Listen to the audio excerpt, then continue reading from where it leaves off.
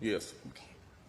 I didn't have time to You have to give us your name. Oh, I'm sorry. My name is Mark Robinson. I live at 4015 Sassafras Court.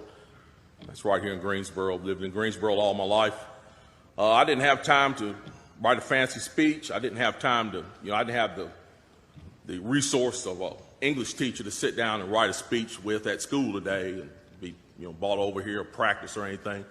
What I really came down here for is this. I've heard a whole lot of people in here talking tonight about this group and that group and domestic violence and blacks, these minorities and that minority. What I want to know is, when are you all going to start standing up for the majority? And here's who the majority is. I'm the majority. I'm a law-abiding citizen who's never shot anybody, never committed a serious crime, never committed a felony. I've never done anything like that. But it seems like every time we have one of these shootings, nobody wants to put the blame where it goes, which is at the shooter's feet. You want to put it at my feet. You want to turn around and restrict my right, constitutional right that's spelled out in black and white. You want to restrict my right to buy a firearm and protect myself from some of the very people you're talking about in here tonight. It's ridiculous. I don't think Rod Serling could come up with a better script.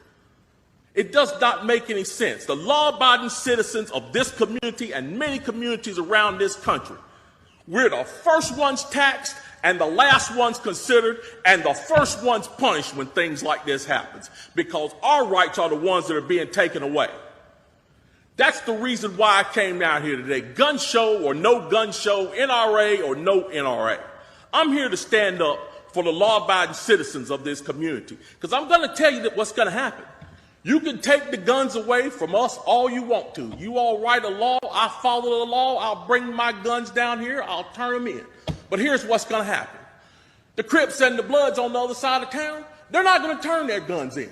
They're going to hold on to them. And what's going to happen when you have to send the police down there to go take them?